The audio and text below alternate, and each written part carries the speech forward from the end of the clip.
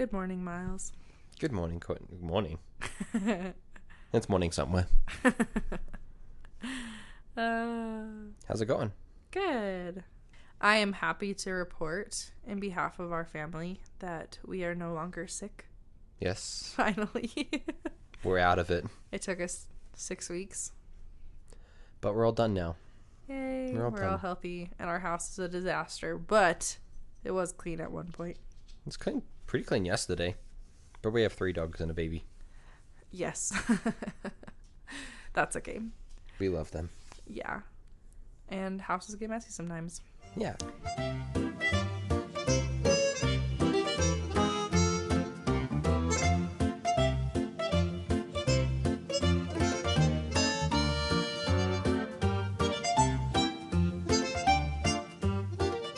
Hey, Miles, do you want to hear a joke? Always.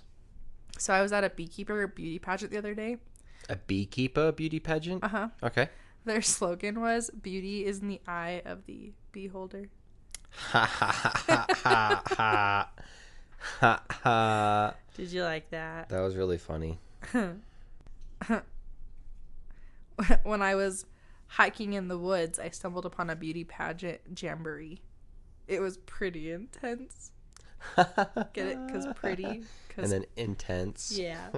But I like it. Miles. Yeah. You want to tell everyone the good news? I do want to tell everyone about our good news. So, well, I don't know if they'll be as excited about this as we were, but No, this is really cool. So we had 3 countries before, right? We had United States, Australia, and Turkey, but we have 3 more now. We already talked about Puerto Rico? Puerto Rico. We did, didn't we? So we have 2 more. 2 more. 2 additional ones in Mexico and the UK. Yay! So we have Great Britain. Yeah, United Kingdom. Miles' favorite. Yeah. No, we love them if they listen to us. It's so exciting that we're spreading internationally. Yeah. Makes me really excited. 6 countries. What is that? 200 and something to go? I mean, I'm just kidding. it's just a number. It's fine. No, but thanks for joining us. Thanks for tuning in. Hope you like the podcast. And stay tuned for more. Okay. Okay, good night. I'm just kidding. Are you ready for a story? I am so ready for a story. All right, this one is kind of wild. Like my wife. Oh, thanks. You're welcome. Just a little disclaimer, though, before we get going. This one talks about some hard subjects and some things that might not be appropriate for young ears. So if you have younger children with you, maybe just, listener discretion is advised. It gets a little true crimey and involves a little bit of SA. Okay. For those of you who don't know what that is, it is assault of the sexual nature. Or just sexual assault. Yeah, that. So this is the story about a woman named Joyce McKinney. That name sounds really familiar. Oh, yeah. I was worried about that. Joyce McKinney. Joyce McKinney. Joyce McKinney. I I couldn't keep tell. saying it until you... I probably won't. That's okay. So... Is it about a beauty pageant? Maybe? Continue. A beekeeper beauty pageant. Oh, right. No, I'm just kidding. Because it's in the eye of the beholder. Yeah, with a beholder. The beholder. No, so Joyce McKinney was born on August 6th, 1949. Leo baby. In Avery County, North Carolina. Oh, okay. So Avery County, that's like Boone and Blowing Rock. Like those really pretty towns are right next to it. So it's just west of Winston-Salem. Oh, okay. Yeah. Beautiful area. A lot of people go to that area for like hiking and little getaways and things like that. So it's a really beautiful area. That was Blowing Rock. That's the one you sent me that has like a really pretty fall season, right? Mm-hmm. Cool. Yeah. People post videos and stuff online about the trees turning the, colors and stuff. So from a young age, Joyce was very heavily involved in cheerleading, and she often entered beauty pageants. Interesting. So much so that in 1972, she actually won a pageant and was crowned Miss Wyoming. Wow, well done, Joyce. Yeah, I don't really know how she went from North Carolina to Wyoming, but she ended up representing Miss Wyoming, or representing Wyoming as the state in the Miss World pageant. Mm-hmm. Isn't that cool? That is cool. Yeah. Well, that's like really the only credible thing about this woman, because she goes down this rapid slide down the hill real fast. Rough. So after her pageant days, she moved to Utah, where she began dating a man by the name of Kirk Anderson. Okay. Kirk was a Mormon. We've talked about the church a little bit on this podcast. It is a very popular religion in Utah, especially. And it is known for having kind of like stricter sets of rules and guidelines in life. So Kirk ended up breaking off the relationship because he wanted to serve a mission. And so for those of you who don't know, missionaries in the church, if you are a man, you serve for 2 years. During this time, you had to be 19 for a man and 21 for a woman, and women serve for 18 months. Now, the ages have changed a little bit. It's 18 for a man, 19 for a woman, but the time frame is still the same. So, Kirk wanted to go on a mission for the church. Joyce, if you ask her, it was because she wasn't a Mormon and his family didn't approve of her, so he broke up with her. And she was devastated. Completely heartbroken. And it's hard to say, like, we don't know what his family was like, but we do know that he wanted to serve a mission. So he couldn't be in a relationship if he was going to be off, serving this mission for 2 whole years. A lot of people give, Mormon missionaries a bunch of crap for knocking on doors, walking around, dressed funny and stuff like that. But I mean, like, these guys put their lives on hold for that long. Like, their entire lives. Yeah. There are some people who give up huge potential career opportunities just so they can go out. So, like, yeah, I joke about it too. I mean, I served a mission, right? But, I joke about it. I see them walking down the street. I'm like, look at those Mormons. Yeah, stuff like that. Yeah. But, I mean, like, give them some respect next time you see them. Yeah, for sure. We love the missionaries in our area now. So one thing that is kind of important to know is that there's no rule going out onto a mission that you can't have a boyfriend or a girlfriend back home. Not at all, yeah. However, when you're out on a mission, like, your purpose isn't to be in a relationship. Your purpose is to be serving the Lord and serving the people in the area. And so you're not necessarily supposed to be focused on that relationship. So even though, like, if you do go out with said boyfriend or girlfriend waiting for you back home, they're not your primary focus. So it does make relationships really hard. Yes. Doesn't mean it's not possible. Doesn't mean people haven't successfully had relationships. But with that being said, moving on with the story.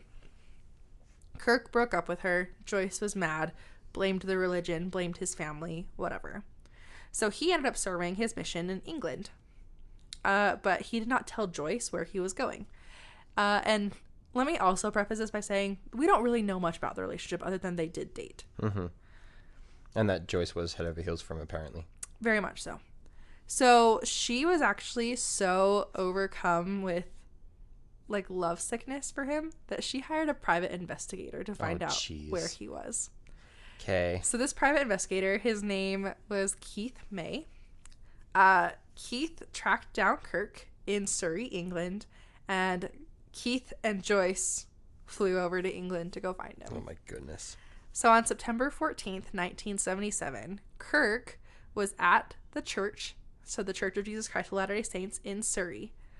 I have not been able to find any mention of his companion, but missionaries for the church go out in pairs of 2.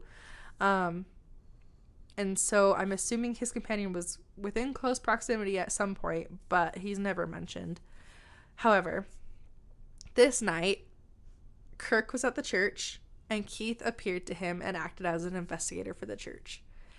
When he got close enough, he pulled out a fake gun and then chloroformed Keith and shoved him into a car. Oh my goodness. And kidnapped him. I think I got the names mixed up. Kirk got kidnapped. Keith did the kidnapping. So Kirk was then brought to a local cottage in Devon. This is where it gets kind of dicey. where he was tied up, spread eagle, stripped naked, and met by Joyce. Over the next 3 days, Joyce repeatedly raped him and kept him tied up. She claimed it was a passionate love and a passionate love affair, blah, blah, blah, blah, blah. But she did have him in chains the entire time. Passionate one-sided, maybe. During this 3-day torture, Kirk convinced Joyce that he was also in love with her and wanted to marry her. He told her he needed to be released so he could go tell the church authorities that he was going to leave his mission and elope. She fell for it, released him, and Kirk went to the police and was able to escape. Fair enough. However, this actually is kind of cool. The police needed his help to capture Joyce and Keith, and so they got him in on a sting operation and basically sent him back to them and said, go back, tell them that you told your church authorities and you're ready to move on with this marriage, whatever. And that's how he led the police to them. So Joyce and Keith were arrested on September 21st. During this time in England, however, women could not be charged for rape for a man. It just wasn't possible. People literally thought that was not possible. Right. So even today, a lot of people think that's not possible. It definitely is. And there's new laws now, thankfully. But at the time in England, that was not a thing. However, she was able to be charged for assault and kidnapping. And Keith was also arrested for kidnapping and false imprisonment. So in April of 1978, Keith and Joyce fled to the United States before their trial. In 1979, they were both arrested in the United States by the FBI because they made false statements to obtain their passports. Because you can't flee the country that you're in trial. So, of course, this crazy story the media loved. They went crazy for it. It made headlines everywhere. This lovesick beauty queen and her maniacal Mormon lover, blah, blah, blah. It was the headline of the century. I mean, yeah, it's a pretty intriguing topic to go over. So well, and Joyce she laid into it, and she told people that the night that the kidnapping happened, her side of the story is that Keith willingly got into her car. They tried to have sex in the car, but he couldn't bring himself to do it, and a lot of it was religious hold up, whatever. She said that he would just start praying, just start chanting prayers in the car. And so they went to the cottage to be more private, and then he willingly tied himself up, or got tied up, and then him being tied up supposedly is what helped release or help him overcome the religious reservations, where he was able to then make love to her while being tied up. Interesting. Yeah. I mean, if you think about it, now, I feel like it's pretty hard to tie yourself up. Yeah, well, she had said that it was consensual, so I think... Oh, well, she tied him up, but with his permission. Right, yeah, okay. Yeah. Okay, that makes more sense, I guess. Yeah, I just said it kind of funny. That's okay. But, yeah, she was just saying, this religion completely brainwashed him, and he couldn't even make love to her because he was just so caught up in this religion. Also, chanting prayers is not a thing. We don't do that. Mormons don't chant prayers. Right. Yeah, that's not a thing. It's not. So there's a lot of he said, she said. However, Joyce, from, until the end of this whole thing, she just claimed that she was just so in love with Kirk. She said, quote, "I would have skied down Mount Everest in the nude with a carnation up my nose if he had asked me to." So for her, I bet she would have. She probably would have done that without him asking to. So for her, it was just pure love. Most people, like I said, the headlines just went crazy with it, telling his story, or telling her story, whatever. Most people agree that the story was probably somewhere in the middle. I mean, who's to say? Right. But I think it's one thing is for sure that she was a little obsessed, took it a little too far. Sounds like it. Because rape is not okay, and neither is kidnapping. And maybe don't hire a private investigator when someone goes on a Mormon mission. Respect their wishes. Right. If he called it off, let it be. If you really like him that much, just wait for him. Just wait for him a little bit. Yeah, I mean, 2 years. It goes by fast, people.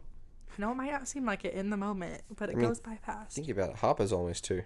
I know. My heart just shattered when you said that. Sorry. So, okay, going back to Joyce and Kirk, ultimately the trial never really went that far because of the whole can't be charged for rape and also the fact that she was in America. She did spend some time in jail, though, for the kidnapping, but was never charged for rape. Like I said, a few years later,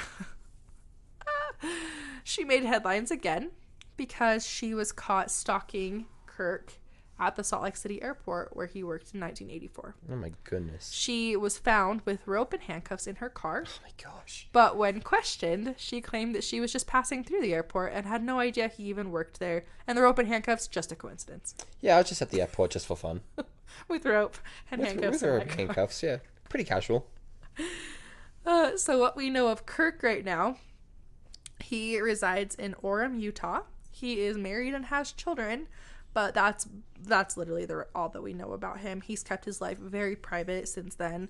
He has refused to talk to tabloids. He has refused to comment on books that were written about his story, articles that were published. He's just not commented on any of that. He's just tried to live a normal life, which don't blame him. Yeah, for sure.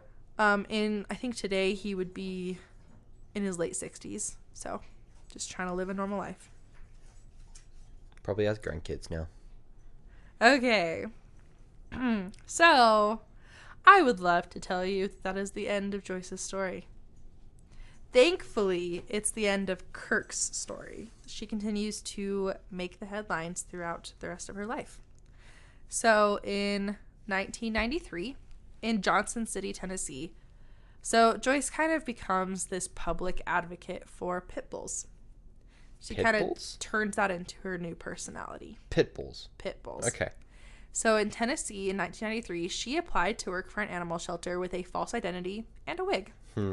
Her motive was to gain access to several pit bulls who were on their way to be euthanized after attacking a couple in the city. Oh. She was arrested after attempting to break into the shelter, but the case was dropped a few years later. In 2004, Joyce tried to recruit a 15-year-old boy to break in and rob a house in an attempt to raise money to buy a prosthetic limb for a 3-legged horse. Why she needed the 15-year-old, I don't know.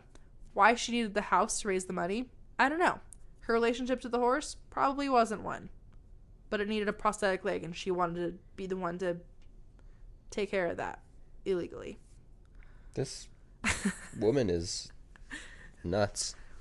She was charged with conspiracy to commit aggravated burglary, contributing to the contributing to the delinquency of a minor, and speeding. Speeding, okay. She never appeared in court. Oh my goodness.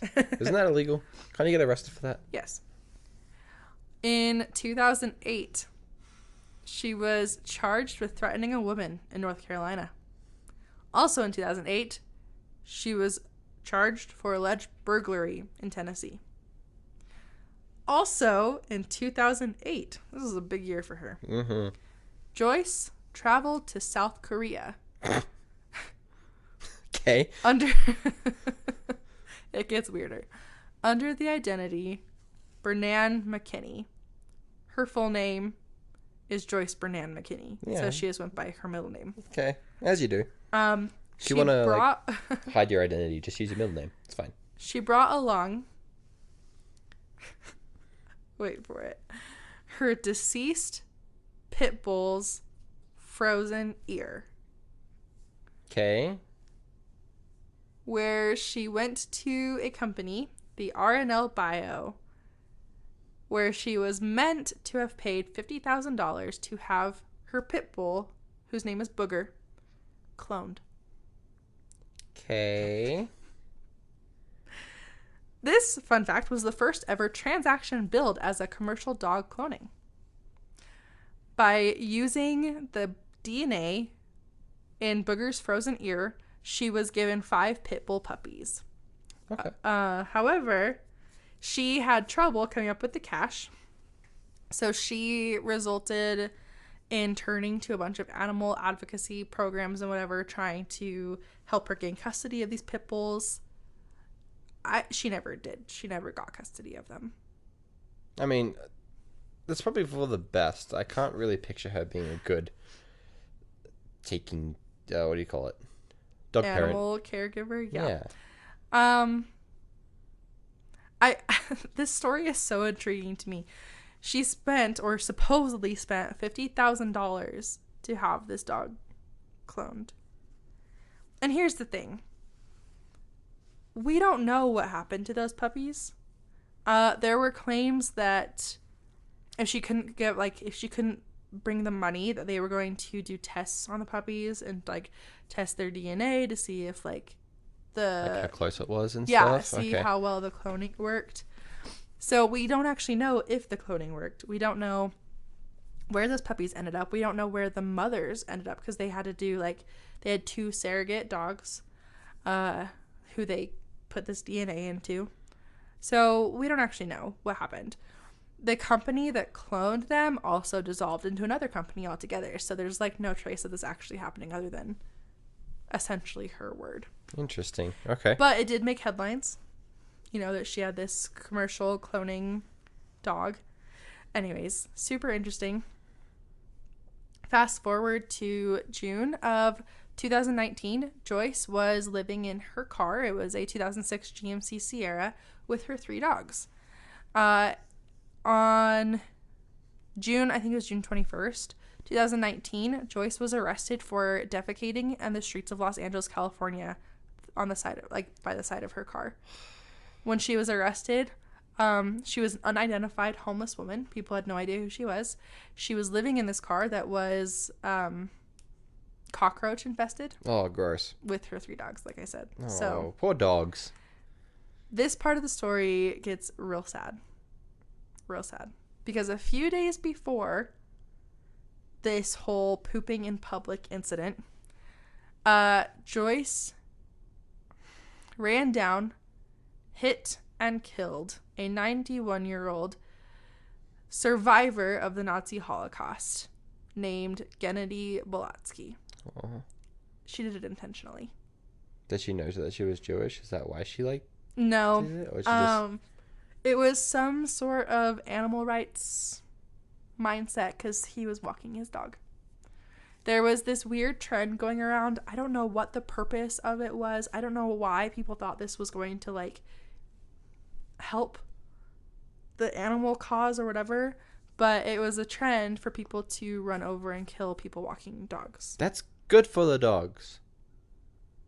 That's good for the dogs. What, the dog walking? Yeah. I thought you meant hitting and killing. I was like, I don't understand. No. No, taking your dog out for a walk is good for them. Yeah. And you're just fighting for their rights. It's like, rights for what? Well, here's the thing, though, is that the intention was also to kill the animal. What the? I don't know. I did not look too much into it because people. I do not like learning about animal abuse and things like that. Mm-hmm. But it's just so sad that he was out. It was 5:30 in the morning. He was out walking his dog. He was in really good health. And there's literal video surveillance footage of her hitting him and then backing up and then running over him again. Oh my gosh. It's really sad. So, and at what the is time, wrong with this woman? I don't know. And the family, of course, they're devastated by this, and they said he could have lived to be 100. Right. He was 91. He had several years left in him. But he was doing what he loved. He loved his dog. The dog survived and is now under the care of his family. And they say other than missing his owner, the dog is doing really well. So sorry about that. Kind of a downer on the story. At the time, though, again, she just was this unidentified homeless woman, so they were looking for her, and then she defecated in public, so they were able to find her and connect her with the killing of Gennady. So during the investigation, detectives learned that Joyce had outstanding warrants for battery in public, nuances, and a lot of other things that were unrelated to the killing of this man. You know, like the 15-year-old in 2004, whatever. all these different things that had happened that she had never actually gone to court for. Mm-hmm. So once they realized how many warrants she had, they took her into custody. And she was, the sentencing, how do I want to say this? A sentencing enhancement was proposed due to injury to a person over 70 years of age. So Joyce remained in custody on the previous warrants under a combined bail of $137,500. If convicted, she faced up to a maximum of 11 years in state prison. And she was ordered to a psychiatric evaluation. Good. On July 11th, so almost a month after this happened, she was sent to the LA Court Division for Mentally Incompetent Defendants. So she was taken to the state hospital, and in February of 2020, a judge ruled that she was not competent. And so the last thing we heard about her trials was that she had one scheduled for August 2020, and I have not been able to find anything updating since then. So I am just really hoping and praying that she is still in custody at a mental facility, because she is Looney Tunes. Uh-huh. And Miles, on that sad, depressing note, that is the story of Miss Wyoming 1972, Joyce McKinney. I'm a little bummed. Yeah, it took a sad turn there. Yeah. I mean, all of it was not okay, but yeah. R.I.P. Mr. Bolotsky. You seem like you have a lot of thoughts. No, I'm just... I don't know. I'm trying to... how do they say it? Like, put myself in their shoes, like this person's shoes, and like into the mind of a psychopath kind of thing.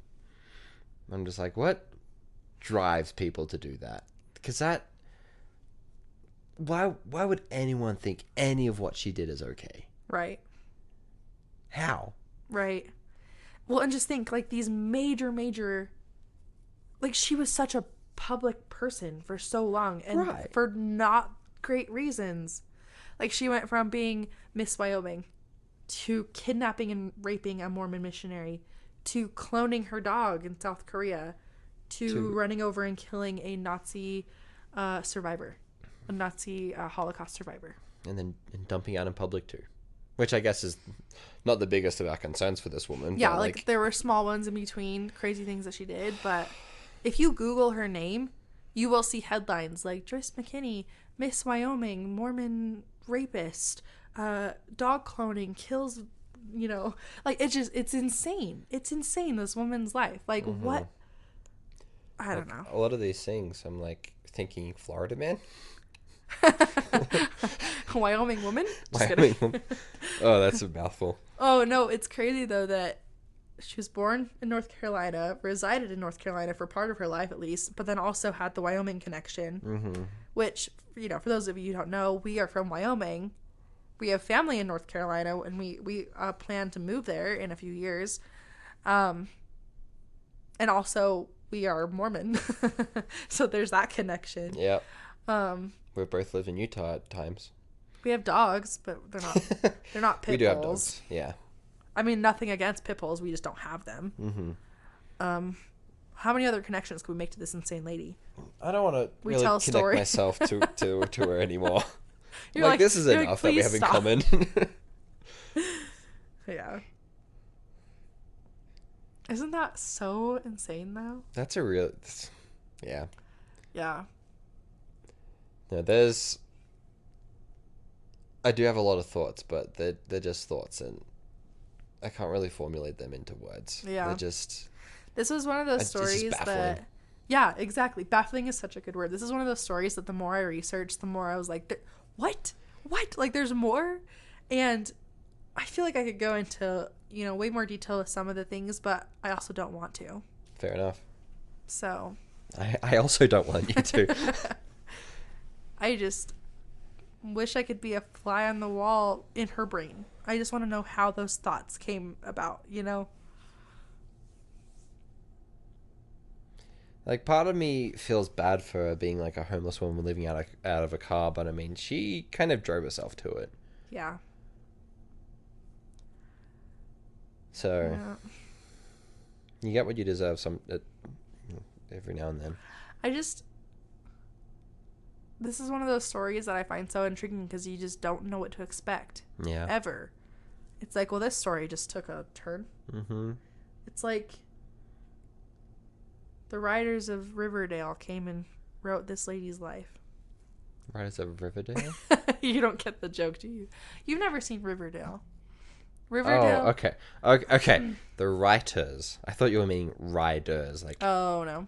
I don't know, horse riders or motorcycle riders. I Sorry, don't know. that was totally like But no, I haven't seen Riverdale. like a Gen Z joke. Okay. Maybe people that watch the show would understand. Let me explain. It's not funny when you have to explain, but now I'm going to. Okay. Riverdale is a show on the CW that supposedly just takes a bunch of weird turns that don't make any sense. And it's based off of the Archie comics. And some people argue that they follow the comics and the comics don't make sense, which makes them great. I don't know. I watched the first season and stopped. And someone said that Riverdale is like, it's the only show that was ever written by predictive text. Like on your phone when you do predictive text. And so that's what I'm saying. Like the writers of Riverdale wrote Joyce McKinney's life with predictive text. Gotcha. Because it makes no sense. Yeah, initially when you said Riders of Riverdale, I thought you said Riders of Riverdale, which I'm pretty sure is a place in Middle Earth, Lord of the Rings. So I'm like, hold on. What are we talking about? I'm going to have to look that up actually now. We could totally fit that in here and it would still go with the flow of the story. Because it does make sense. I'm looking up to make sure I'm not crazy. Riverdale, Middle Earth. Oh, it's Rivendell. Rivendell? Rivendell. That's the place where the elves live. I wouldn't know. Never seen the movie. Yeah, no. I am totally happy to talk about that movie, though, than some of the things that Joyce did in her life. Fair. Would you want to watch the movies? No.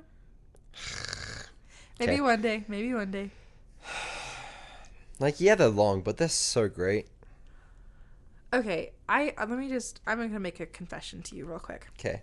Part of me doesn't want to watch them because I'm worried that I'm gonna get too into them and become this obsessed Lord of the Rings fan in my late 20s. And the idea of that makes me cringe inside. Think about it this way. You're not Joyce McKinney. Yeah. So therefore it makes it better. I mean, you're not wrong. No, I'm just saying, like, comparatively, you could be Joyce McKinney, or you could, like... be obsessed with the Lord of the Rings. Yeah. But also, like, every time I've tried to watch them, they're just so boring. How dare you? Let's try again. Okay. Deal. Read the books first. The books are longer. I actually think they might be on my to be read list. Really? That's like 7 pages long. But yeah. Anyways, with that being said, we won't keep y'all much longer. Actually, real quick, there's actually an app that I've been seeing around lately, and I really want it because it's an app. You know how it has what do you call it? Like like exercise tracking. Yeah. Like Strata and all those ones. Mm-hmm. They have a Middle Earth one where it's like you can walk to Mordor. Get it. I want it. I can't remember what it's called, but I want it. Miles, like, you this already do the Pokemon Go. This, like, you might right. as well.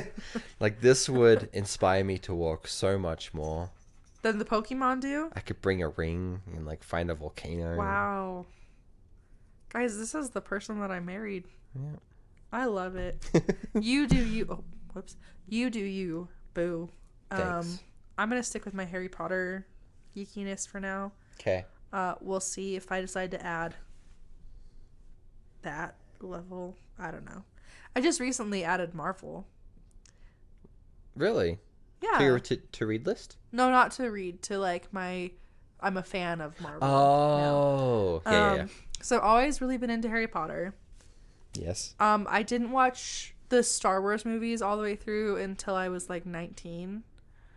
But I did. I binged them in like 3 days, then went and saw the new one with my best friends. Mm-hmm. that was quite the experience. I believe it. And then just recently with you, we went through the Marvel movies. Yeah. How do you feel? We haven't done Phase 4. Oh, which was the one right now? That After it's Endgame, Phase 4. Phase 4, yeah, on Disney Plus. It's the ones that's like Loki and Winter Soldier and Falcon. Yeah, Loki, Winters. I really want to see Loki. Me too. We stopped at the Falcon one because the storyline just was kind of slow. Yeah. But that's okay. I think we've seen the most recent movies, which is really all that matters in my opinion. Anyways, sorry, you guys are probably like snoozing, wanting to fast forward. End the episode already.